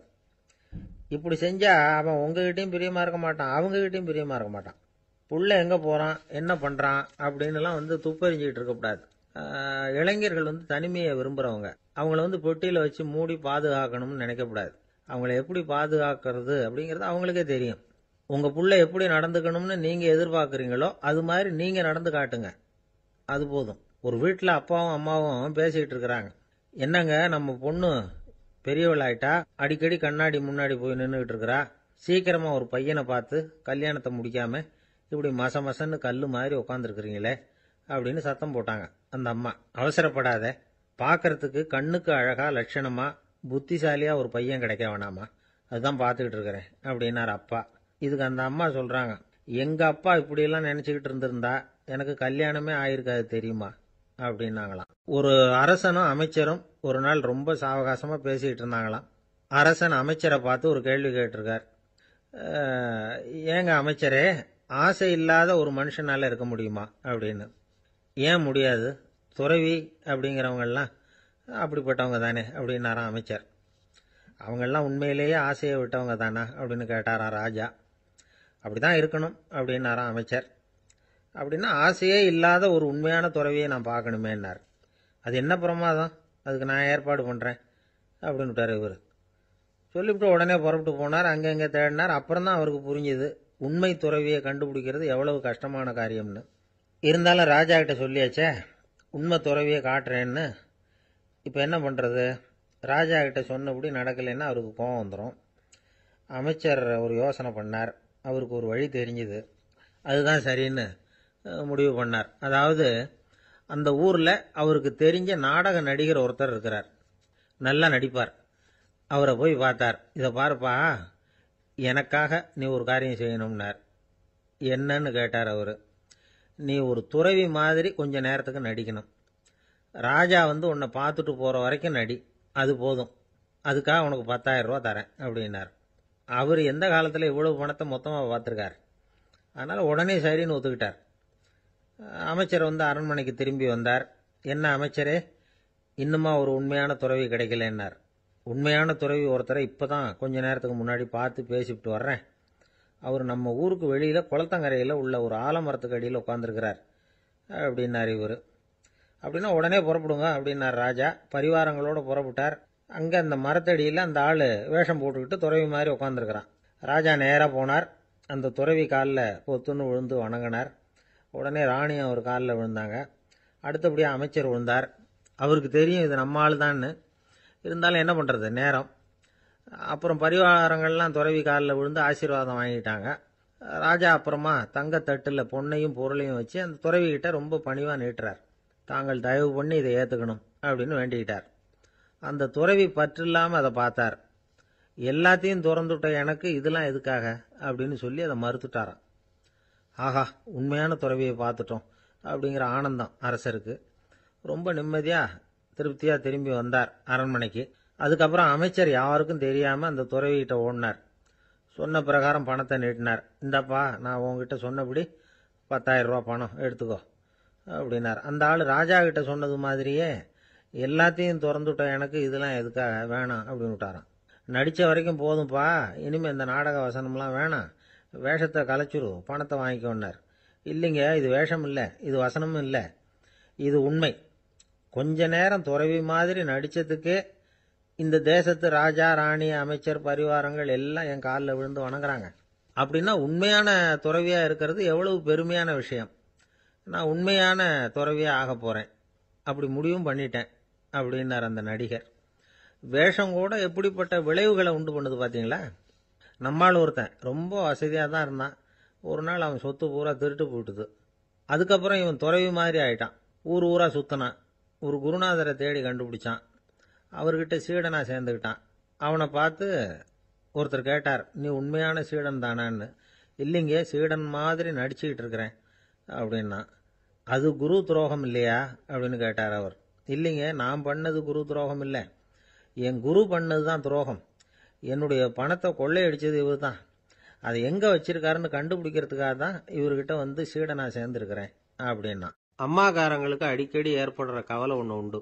அதாவது குழந்தை சரியாக சாப்பிட மாட்டேங்குதே அப்படிங்கிற கவலை. இவங்கெல்லாம் ஒரு விஷயத்த நல்லா புரிஞ்சுக்கணும். குழந்தைகள்ங்கிறவங்க பெரியவங்க மாதிரி இல்லை. அவங்க கடிகாரத்தில் மணியை பார்த்துட்டு சாப்பிட்றதுக்கு உட்கார்ற ரகம் கிடையாது. பசிச்சா சாப்பிடுவாங்க, இல்லைன்னா விளையாடுவாங்க அல்லது தூங்குவாங்க. அது புரியாமல் அவங்கள கட்டாயப்படுத்தி அல்லது மிரட்டி சாப்பிட வைக்கிறது ரொம்ப தப்பு. ஒரு 8 மாத குழந்தைக்கு 3 மணி நேரத்துக்கு ஒரு தடவை பசிக்கும். அந்த நேரம் பார்த்து சாப்பாடு கொடுத்தா அடம் பண்ணாமல் அது பாட்டுக்கு சாப்பிட்றோம். அதே குழந்தைக்கு 1 வயசு ஆகிறப்போ 4 மணி நேரத்துக்கு ஒரு தடவை பசிக்கும். இந்த வயசில் இயற்கையாகவே பசி குறைஞ்சிருக்கும். அது புரியாமல் என் குழந்தை முன்னாடி மாதிரி இப்போ சரியாக சாப்பிட மாட்டேங்கிறான் அப்படின்னு சில பேர் டாக்டர்கிட்ட போய் சொல்லிக்கிட்டு இருப்பாங்க. இன்னொரு விஷயம், ஒரு குழந்தைக்கு வயசு அதிகமாகிற வேகத்துக்கு உடம்பு எடையும் அதிகமாகிக்கிட்டே போகாது. உடம்பு எடை அதிகமாகிற வேகம் குறைஞ்சிக்கிட்டே வரும். 6 மாத குழந்தைக்கு ஒரு வாரத்தில் 150 கிராம் எடை கூடும். ஒரு வயசில் வாரத்துக்கு 71 கிராம் எடை கூடும். இது புரியாமல் அதிகமாக சாப்பாட்டை கொடுத்து குழந்தைய கஷ்டப்படுத்தக்கூடாது. ஏன்னா அளவுக்கு மீறின உணவு அஜீரணத்தை உண்டு பண்ணிவிடும். குழந்தைக்கு ஒரு தட்டில் கொஞ்சமாக ஆகாரத்தை வச்சு கொண்டுகிட்டு போய் கொடுக்கணும். மலை மாதிரி குவிச்சு வச்சா அதை பார்த்ததுமே பசி அடங்கி போயிடும். அடித்து மிரட்டி பயமுறுத்தி குழந்தைய சாப்பிட வைக்கிற பழக்கம் இருக்குது பாருங்கள், அதுக்கு ஃபுட் ஃபோர்ஸிங் அப்படின்னு பேர். இப்படி பண்ணினா குழந்தைக்கு சாப்பாட்டில் விருப்பம் குறைஞ்சிரும், அதை கண்டாவே வெறுக்க ஆரம்பிச்சிடும்.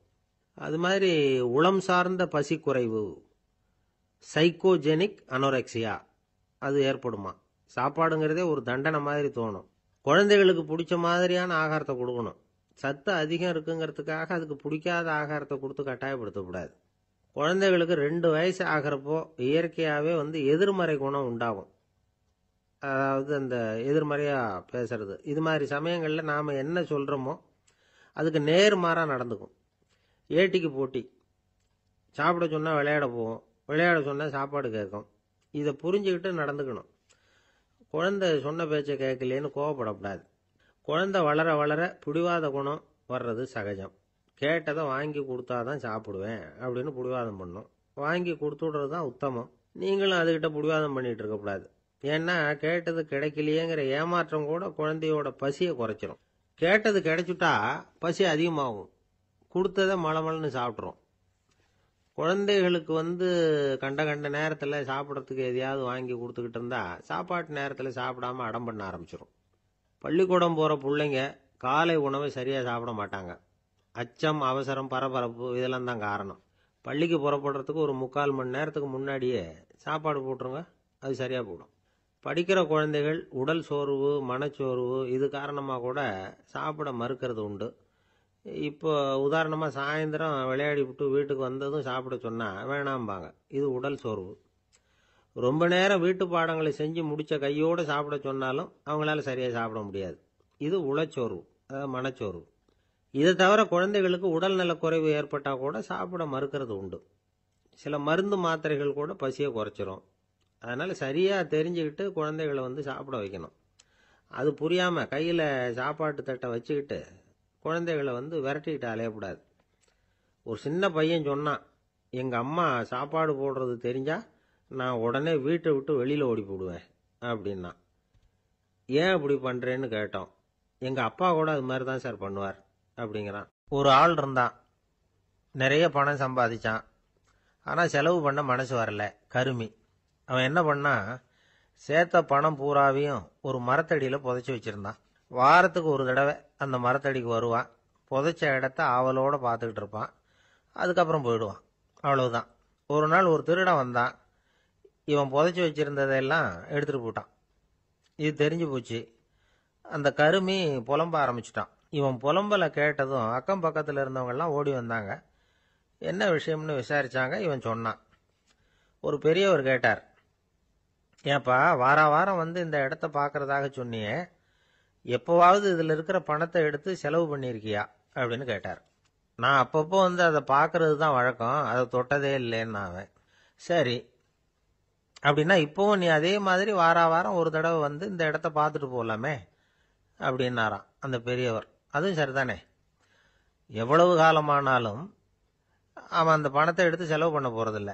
அப்படி இருக்கிறப்ப உள்ளே பணம் இருந்தாலும் ஒண்ணுதான், இல்லாம போனாலும் ஒண்ணுதான். இதுல இருந்து என்ன புரியுதுன்னா, ஒருத்தர்கிட்ட இருக்கிற பணத்தை கொண்டு அவர் பணக்காரரா ஏழையா அப்படின்னு முடிவு செய்யறது சரியில்லை. அந்த செல்வத்தை அனுபவிக்கிற திறன், பயன்படுத்துற திறன், அதை வச்சுதான் அவர் ஏழையா பணக்காரரா அப்படிங்கிறத நிர்ணயம் பண்ணணும். அதுதான் சரி. செலவு பண்ண தெரியாதவன் சேகரம் பண்ணிட்டே இருக்கிறதுனால என்ன பிரயோஜனம்? தலைமுடியே இல்லாதவன் தாராளமா சீப்புகளை வாங்கி சேகரம் பண்றது மாதிரி தானே இது. சில சமயம் செலவு பண்ண நாம தயாரா இருந்தா கூட அந்த செல்வம் நமக்கு பயன்படுறதில்ல. அரேபியாவில் ஒரு நகை வியாபாரி விலை உயர்ந்த முத்துக்களை எல்லாம் அவர் வச்சு வியாபாரம் பண்ணிட்டு இருந்தார். அவர் ஒரு சமயம் ஒரு பாலைவனம் வழியா போயிட்டு இருக்கிறார் ஒட்டகத்துல. அப்போ திடீர்னு கடுமையான புயல் வீச ஆரம்பிச்சுட்டுது. திசை தவறி இவர் எங்கேயோ வந்துட்டார். கூட வந்தவங்களையும் காணல, எங்க போனாங்களோ தெரியல. இவர் ரொம்ப பயந்து போய் அங்கேயும் எங்கேயுமா அலைஞ்சு திரியிறார். வழியே தெரியல. பசி கடுமையாயிட்டுது. ஒட்டகத்து முதுகுல ஒரு மூட்டை இருந்தது. அதை பிரிச்சு பார்த்தார். உள்ள ஏதாவது இருக்கான்னு தேடி பார்க்கறார். அது வரைக்கும் கண்ணில் தட்டுப்படாத அபூர்வமான ஒரு பை கண்ணில் பட்டுது. ஆஹா, அதில் ஏதாவது சாப்பிட்றதுக்கு இருக்கும் அப்படின்னு நினச்சி ஆவலாக அதை பிரித்து பார்க்குறார். அந்த பையில் விலை உயர்ந்த முத்துக்கள் நிறைய இருந்துதான். அப்போ தான் அவர் நினைச்சாராம், விலை உயர்ந்த முத்துக்கள் கூட சாப்பிட்றதுக்கு உணவாக முடியாது அப்படிங்கிறத புரிஞ்சுக்கிட்டாராம். எந்த நேரத்தில் எது நமக்கு தேவையோ அது நமக்கு தாராளமாக கிடைக்கணும். அப்படி அது கிடைக்கிறதுக்கு நம்மகிட்ட இருக்கிற செல்வம் பயன்படணும். அது நமக்கும் பயன்படலாம், நம்ம மூலமா அடுத்தவங்களுக்கும் பயன்படலாம். அதுதான் செல்வத்தின் பயன். ஒரு மரத்தடியில் ஒருத்தன் உட்காந்து அழுதுகிட்டு இருந்தான். அந்த பக்கமா வந்த இன்னொருத்தன் ஏப்பா அழுதுகிட்டு இருக்கிறேன்னு கேட்டான். இந்த இடத்துல தான் பூமிக்கு அடியில் பணம் இருக்குது, புதைச்ச இடம் தெரியல, அதான் அழறேன் அப்படின்னா. நல்லா ஞாபகப்படுத்தி பாரு, எந்த இடத்துல புதைச்ச அப்படின்னு கேட்டான் இவன். அது எப்படி எனக்கு தெரியும், புதைச்சி வச்சிருக்கிறவன் நான் இல்லையே, எங்க எதிர்த்த வீட்டுக்காரன் அப்படின்னானா இவன். ஒரு சின்ன பையன் வந்தான். அவனை பார்த்து ஒரு கேள்வி கேட்டோம். ஏன்ப்பா உங்க வீட்டில் அம்மா புத்திசாலியா அப்பா புத்திசாலியா அப்படின்னு. அவன் அலட்சியமா நம்மளை பார்த்து சிரிக்கிறான். என்ன சார் இது, இந்த காலத்தில் இது கூட தெரியாமல் இருக்கிறீங்களே அப்படிங்கிறான். ஒரு சின்ன பையன் நம்மளை பார்த்து இப்படி கேட்டு விட்டானே அப்படின்னு நினைக்கிறப்போ நமக்கு ஒரு மாதிரி ஆயிடும். அதுக்கப்புறம்தான் இந்த தாத்தா பாட்டிலாம் சொல்கிற ஒரு கதை ஞாபகத்துக்கு வந்தது. அது என்ன கதை தெரியுமா? ஒரு ஊரில் ஒரு அம்மாவும் பிள்ளையும் இருந்தாங்களாம். அந்த மகனுக்கு திடீர்னு தேசாந்திரம் போய் வரணும்னு ஆசை வந்துட்டுது. ஊராக போய் சுற்றி பார்க்கணுங்கிற ஆசை. அந்த அம்மாவுக்கு இது பிடிக்கல. மகனை பிரிஞ்சு இருக்கிறதுக்கு அவங்க மனசு இடம் கொடுக்கல. வேணாப்பான்னு சொல்லி பார்த்தாங்க, அவன் கேட்கல. திடீர்னு புறப்படவும் செஞ்சுட்டான். சரி, இனிமே அவனை தடுக்க முடியாதுன்னு முடிவு பண்ணிட்டாங்க அந்த அம்மா. இருந்தாலும் புத்திசாலித்தனமாக ஒரு யோசனை பண்ணாங்க. மகனை கிட்டத்தில் கூப்பிட்டாங்க. அவங்ககிட்ட சொன்னாங்க, இதை பாருப்பா, நீ தேசாந்திரம் போகிறதுன்னு தீர்மானம் பண்ணிவிட்ட, அதை நான் தடுக்கலை, போயிட்டு வந்துடும். ஆனால் போகிறதுக்கு முன்னாடி எனக்கு ஒரு வாக்குறுதி கொடுத்துட்டு போ அப்படின்னாங்க. போகிறப்போ ராத்திரியாக இருந்தாலும் பகலாக இருந்தாலும் சரி, புளிய மரத்து நிழலில் தான் தங்கணும். திரும்பி வர்றப்போ இரவும் பகலும் நீ வேப்ப மரத்து நிழல்லே தங்கணும் அப்படின்னாங்க. சரி, அப்படியே செய்கிறேன்னு சொல்லி வாக்குறுதி கொடுத்தான் பையன். புறப்பட்டு போனான். போகிற வழியில் புளிய மரத்து நிழல்லையே தங்கினான், தூங்கினான். அப்படி போய்கிட்டே இருந்தான். 7வது நாள் அவன் உடம்பு சுகமில்லாமல் போயிட்டுது. ரொம்பவும் பலவீனமாயிட்டான். இனிமேல் நடக்க முடியாதுங்கிற நிலைமை வந்துட்டுது. யோசிச்சு பார்த்தான். சரி, இதுக்கு மேலே போக வேண்டாம் அப்படின்னு முடிவு பண்ணிட்டு திரும்பி வர ஆரம்பிச்சுட்டான். திரும்பி வர்றப்போ வழியில் வேப்ப மரத்து நிழல்லையே தங்கி தங்கி வந்தான். நாளுக்கு நாள் உடம்பு சரியாக வந்துட்டுது. 7வது நாள் வீட்டுக்கு சேர்றான். உடம்பு பழையபடியே கலகலப்பாயிட்டுது. பூர்ண சுகம். தேசாந்திரம் போன பையன் திரும்பி வந்துட்டானே அப்படின்னு அந்த அம்மா ஆச்சரியப்படலை. ஏன்னா அவங்களுக்கு தெரியும் இப்படி ஆகும்னு. பையன் சீக்கிரமா திரும்பி வரணுங்கிறதுக்காகத்தான் அவங்க அந்த யோசனையை சொன்னாங்க. என்ன விஷயம்ங்கிறதையும் அவங்களே சொன்னாங்க. மகனே, புளிய மரத்து நிழல் உடம்புக்கு உஷ்ணத்தை கொடுக்கும், சீக்க உண்டாக்கும். அதனால நீ தொடர்ந்து புளிய மரத்து நிழலில் தங்கினாவே நோய்க்கு ஆளாயிட்ட. அதனால பயணத்தை முடிச்சுக்கிட்டு திரும்பி வரணுங்கிற முடிவுக்கு வந்துட்ட. திரும்பி வர்றப்போ நீ தங்கினது வேப்ப மரத்து நிழல். அது உடம்புக்கு குளிர்ச்சியை தரக்கூடியது, நோயை தீர்க்கக்கூடியது. அதனால சுகமா வீட்டுக்கு சேர்ந்துட்ட. உன்னோட தேசாந்திர பயணத்தை தடுக்கிறதுக்காக தான் இப்படி பண்ணினேன் அப்படின்னாங்களாம் அந்த அம்மா. பார்த்தீங்களா அம்மாவோட புத்திசாலித்தனத்தை? அப்பாவா இருந்தால் இப்படியா பண்ணுவார்? ஒரு அப்பா பையன்கிட்ட 10 ரூபா கொடுத்து இதை எடுத்துக்கிட்டு அடுத்த ஊருக்கு போய் அங்கே இருக்கிற மாமா கிட்ட இதை கொடுத்துட்டு வாடா, வழியில் எங்கேயாவது மரத்தடியில் படுத்து தூங்கி விடாதே அப்படின்னு எச்சரிக்கை பண்ணி அனுப்புனாராம். பையனுக்கு எச்சரிக்கையாக வாழறது எப்படிங்கிறத கற்றுக் கொடுக்கறதுக்காக இப்படி பண்ணார். அவன் பணத்தை வாங்கிட்டு போனான். அப்பா சொன்னதை மறந்துட்டு ஒரு மரத்தடியில் படுத்து தூங்கிட்டான். அவனுக்கு தெரியாமல் அவன் பின்னாடியே போன அப்பா அவன் கையில் இருந்த அந்த 10 ரூபாயை நைஸாக எடுத்துகிட்டு வந்துட்டார். அவன் பையில் தானே வச்சுருந்தான், அது தெரியாமல் எடுத்துகிட்டு வந்துட்டார். அவன் தூங்கிக்கிட்டு இருக்கான். எடுத்துகிட்டு ஒரு மறுபடியும் வீட்டுக்கு வந்துட்டார். பையன் மூழ்கிக்கிட்டு பையை தடவி பார்க்குறான், பணத்தை காணும். அழுதுகிட்டே திரும்பி வந்தான். அப்பா கிட்ட விஷயத்த சொன்னான். அப்பா சிரிச்சுக்கிட்டே சொன்னார், அதுக்கு தான்ப்பா ஆரம்பத்திலேயே எச்சரிக்கை பண்ணினேன், இனிமேலாவது நீ ஜாக்கிரதையாக இருக்கணும் அப்படிங்கிறதுக்காக தான் இப்படி பண்ணினேன். அந்த பணம் எங்கேயும் போயிடல, நான் தான் அதை உனக்கு தெரியாமல் எடுத்து வச்சிருக்கிறேன். இதோ பாரு அப்படின்னு சொல்லிட்டு சைடு பாக்கெட்டில் கையை விட்டா அது ஓட்டையாக இருக்குது. அதை எவனோ ஏற்கனவே கத்திரிச்சு எடுத்துகிட்டு போயிட்டான். இப்போ அப்பா முகத்தில் அசடு வழிஞ்சுதான். அவனுக்கு வயசாயிட்டுது. இந்த கவலை பயம் எல்லாமும் அதிகமாயிட்டுது. மரண பயம், ராத்திரியில் சரியாக தூங்க முடியல, இப்படி ஆயிட்டுது நிலைமை. அந்த அரசன் ஏற்கனவே எப்படின்னா போர்க்களங்களில் எத்தனையோ பேரை ஓட ஓட விரட்டி இருக்கிறான். இருந்தாலும் இப்போ அந்த துணிச்சல்லாம் எங்கேயோ போயிட்டுது. பேசாமல் படுத்துருக்கிறான். அப்படியே படுத்தாலும் தான் தூக்கம் வர மாட்டேங்குது. என்ன பண்ணலாம்னு யோசிச்சான் இந்த மன்னன். உடனே எல்லா அமைச்சர்களையும் கூப்பிட்டான். எனக்கு நிம்மதி இல்லை, எதை நினைச்சாலும் பயமா இருக்கு, எனக்கு ஒரு ஆலோசனை சொல்லுங்க அப்படின்னா. என்ன ஆலோசனை வேணும் அப்படின்னு சொல்லி கேட்டாங்க. எனக்கு ஒரு நெருக்கடியான சந்தர்ப்பம் ஏற்பட்டு போச்சுன்னு வச்சுக்கோங்க. அந்த நேரத்தில் நீங்க யாருமே என் பக்கத்தில் இல்லை ஆலோசனை சொல்றதுக்கு அப்படின்னா, அந்த சமயத்தில் எனக்கு உபயோகப்படுற மாதிரி ஒரு வாசகம், பொன்மொழி ஏதாவது சொல்லுங்க. அதை நான் என்னுடைய வைர மோதிரத்துக்கு அடியில் பதிச்சு வச்சுக்கிறேன் அப்படின்னார். தேவைப்படுறப்போ உதவும் அப்படிங்கிறதுனால. அவர் போட்டிருந்த மோதிரமும் அதுக்கு தகுந்த மாதிரியே திறந்து மூடுறது மாதிரி அமைஞ்சிருந்தது. ஏதாவது வாசகம் எழுதுனா உள்ற வச்சுக்கலாம், அதுக்கான வசதி அதில் இருந்தது. அமைச்சர்கள்லாம் யோசனை பண்ணாங்க, இது மாதிரி ராஜா கேட்குறாரு, என்ன வாசகம் அதாவது பொன்மொழி சொல்லலாம் அப்படின்னு எல்லாரும் யோசனை பண்ணாங்க. ஒருத்தருக்குமே சரியாக தோணலை, ஒரே குழப்பமாக இருந்தது. ஏன்னா நெருக்கடியான சமயத்தில் உபயோகப்படுறது மாதிரி ஒரு பொன்மொழி வேணும்னு சொல்லியிருக்கிறார். அப்படி இப்படி யோசிச்சு பார்த்தா ஒன்றுமே தோணலை. எல்லாரும் குழம்பிக்கிட்டு இருந்த நேரத்தில் ஒரு பெரியவர் அந்த பக்கமாக வந்தார். அவர் சொன்னார், நான் வேணும்னா அதுக்கு பொருத்தமாக ஒரு வாக்கியம் சொல்கிறேன், ஆனால் ஒரு நிபந்தனை. அதை யாரும் ரொம்ப ஆர்வம் காரணமாக அவசரப்பட்டு படிச்சிடக்கூடாது. அதை ரகசியமாக அந்த மோதிரத்துக்குள்ளே எழுதி வச்சுக்கணும். எப்போவாவது இக்கட்டில் மாட்டிக்கிற சமயத்தில் மட்டும் வேற வழியே இல்லை அப்படிங்கிற நிலைமையில மட்டும்தான் அதை திறந்து பார்க்கணும். அப்படி நீங்கள் இருக்கிறதா இருந்தால் நான் அதை சொல்கிறேன் அப்படின்னார் அந்த பெரியவர். சரின்னு ஒத்துக்கிட்டாங்க எல்லாரும். அதே மாதிரி அவர் ஒரு வாக்கியத்தை சொன்னார். அவர் சொன்ன வாக்கியத்தை ரகசியமாக மோதிரத்துக்குள்ளே பதிச்சு மூடியாச்சு. ராஜா அதை விரல்ல மாட்டிக்கிட்டார். கொஞ்ச நாள் ஆச்சு. அந்த ராஜாவுக்கு ஒரு சோதனை வந்தது. என்ன சோதனைன்னா, அடுத்த நாட்டு மன்னன் படையெடுத்துக்கிட்டு வந்துட்டான்.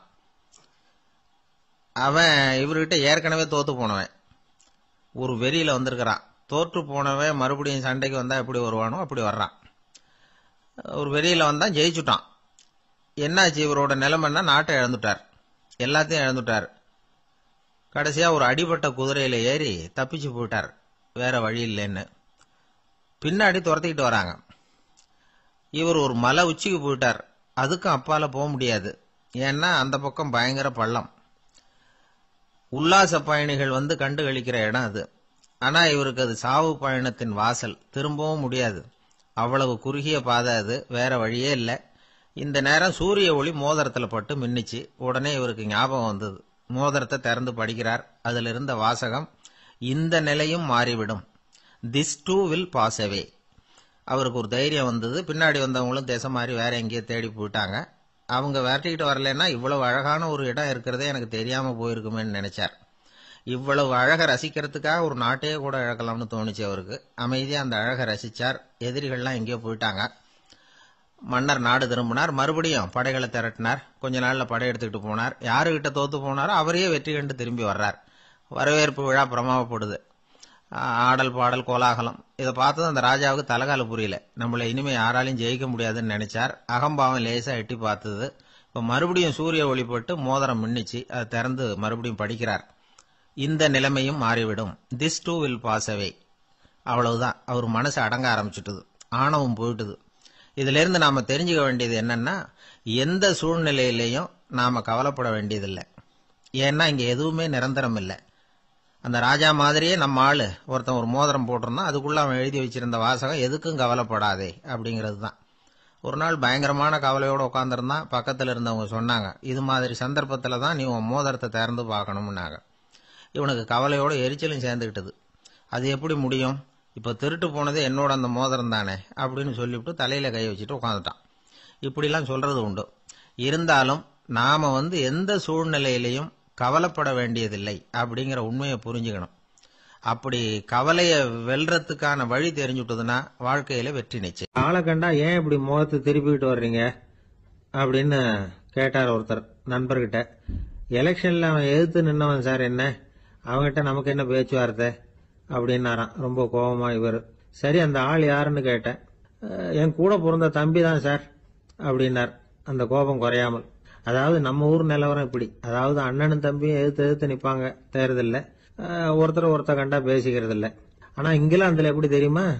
அங்க ஒரே மேடையில போட்டி போடுற 2 வேட்பாளர்களும் பேசுவாங்களாம், பட்டிமன்றம் மாதிரி.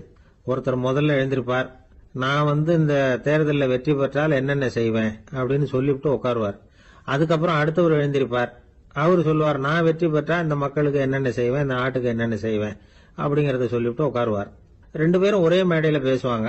மக்கள் 2 பேர் பேச்சையும் கேட்டுக்கிட்டு ஒரு முடிவுக்கு வருவாங்க. இதுதான் அங்க உள்ள பழக்கம். இங்க அப்படி இல்ல. இங்க ஒருத்தர் பார்த்தாவே முகத்தை திருப்பிக்கிறது. ஒரு தடவை இது மாதிரி ஒரு கூட்டம் நடந்துகிட்டு இருக்கு அங்க வெளிநாட்டுல தான். நேரத்துக்கு சரியா ஒரு வேட்பாளர் சேரல. இது இங்கிலாந்துல நடந்த நிகழ்ச்சி. அப்புறம் என்னாச்சுன்னா, ஒருத்தர் வந்துட்டாரு, இன்னொருத்தர் சேரல. அப்புறம் உடனே அந்த ஒருத்தர் வந்தவர் பேச ஆரம்பிச்சிட்டார். அதாவது அந்த இன்னொருத்தர் சார்பாவே பேசிட்டாராம். அதாவது அவர் வரல, நான் அவரு சார்பா நான் பேசிடுறேன். அதாவது அவர் ஜெயிச்சுட்டா அவர் என்னென்ன செய்வார் இந்த நாட்டுக்கு அப்படின்னு சொல்லி அவர் பக்கத்துல உள்ள நியாயத்தை எடுத்து இவரே சொல்லிட்டாராம். இப்படிலாம் அங்க நடந்துதான். இது எப்பேற்பட்ட தேர்தல் பண்பாடு பாருங்க. அதனால இன்னொரு விஷயம், இப்ப இங்கிலாந்துல எல்லாம் ஓட்டு கேட்கறப்ப வெற்றியா தோல்வியாங்கிறத ஓரளவுக்கு யூகிச்சு விடலாமா. இப்போ ஒரு வேட்பாளர் ஒரு வீட்டுக்கு முன்னாடி போய் நின்று எனக்கு ஓட்டு போடுங்கன்னு கேட்கறாருன்னு வச்சுங்களேன். அதுக்கு என்ன பார்த்து செய்யறோம், போயிட்டு வாங்க அப்படின்னு சில வீடுகள்ல வாசல்ல நின்னே சொல்லி அனுப்பிச்சிருவாங்களாம். வேற சில வீடுகள்ல எப்படின்னா, வேட்பாளரை வீட்டுக்குள்ள கூப்பிட்டு காபி சாப்பிட சொல்லி உபசரிச்சு அதுக்கப்புறம் அனுப்பி வைக்கிறது வழக்கமா. இதுல எந்த வீட்டு ஓட்டு நிச்சயம் தெரியுமா? வாசல்ல நின்னே வழி அனுப்பி வச்சுடுறாங்க பாருங்க, அவங்க ஓட்டு நிச்சயம். உள்ள கூப்பிட்டு காப்பி கொடுத்து அனுப்புறாங்க பாருங்க, அவங்க ஓட்டு நிச்சயம் இல்லையா. சரி, அப்புறம் ஏன் அந்த உபசரிப்பு அப்படின்னு கேட்டா அதுக்கு ஒரு காரணத்தை சொல்றாங்க. அதாவது அது ஒரு அனுதாபத்தை தெரிவிக்கிற முறையா. ஐயோ பாவம், நாம இவருக்கு ஓட்டு தான் போட போறதில்ல, இதையாவது செய்வோம், காப்பியாவது சாப்பிட்டு போகட்டும் அப்படிங்கிற எண்ணமா. இப்படி அந்த ஒரு பழக்கம். ஆக அந்த ஊர்ல நிறைய காப்பி சாப்பிடணும்னு ஒருத்தர் ஆசைப்பட்டா தேர்தலில் தோத்து போறதுக்கு தயாரா இருக்கணும். ஒரு சமயம் ஒரு ஊர்ல தேர்தல் நடந்துதான். ஒரு தொகுதியில நின்று தோத்து போன ஒருத்தர் கையில ஒரு துப்பாக்கியோட ஊருக்குள்ள சுத்திக்கிட்டு இருந்தாராம். ஒரு போலீஸ்காரர் அவரை பார்த்துட்டு சந்தேகப்பட்டிருக்கார். அதனால அவரை தடுத்து நிறுத்தி, என்ன இது துப்பாக்கியோட சுத்துறீங்களேன்னு விசாரிச்சிருக்கார். இதுக்கு அவர் சொன்னாராம், சார் இந்த தொகுதியில மொத்தம் 1,00,000 வாக்காளர்கள், அதுல எனக்கு 10,000 பேர் மட்டும்தான் எனக்கு ஓட்டு போட்டிருக்கிறாங்க. அப்படின்னா எனக்கு வேண்டாதவங்க இந்த தொகுதியில 90,000 பேர் இருக்கிறாங்கன்னு அர்த்தம். இப்படி ஒரு சூழ்நிலையில நான் என்னுடைய பாதுகாப்புக்கு ஆயுதம் இல்லாம நடமாடலாமா அப்படின்னு கேட்டாராம். எவ்வளவு எச்சரிக்கை பாருங்க. நம்ம ஊர்ல சில பேர் ஓட்டு கேட்கிற விதமே தனி. ஒருத்தர் ரொம்ப சாமர்த்தியமா ஓட்டு கேட்பாராம். அவர் எப்படின்னா, ஒரு வீட்டுக்கு போறாருன்னு வச்சுங்களேன், அந்த நேரம் அந்த வீட்டுக்காரரு என்ன செஞ்சுட்டு இருக்கிறாரோ அதே வேலையை இவரும் கொஞ்ச நேரம் செய்வாராம், அவருக்கு ஒத்தாசையா. அதுக்கப்புறம் மெதுவா பேச்சு கொடுப்பார், ஓட்டு கேட்பார், இது மாதிரி எலெக்ஷன்ல நிக்கிறேன் கவனிக்கணும்னு. அது மாதிரி ஒரு தடவை அவர் போனப்ப அங்க அவர் என்ன பண்ணிட்டு இருக்காரு,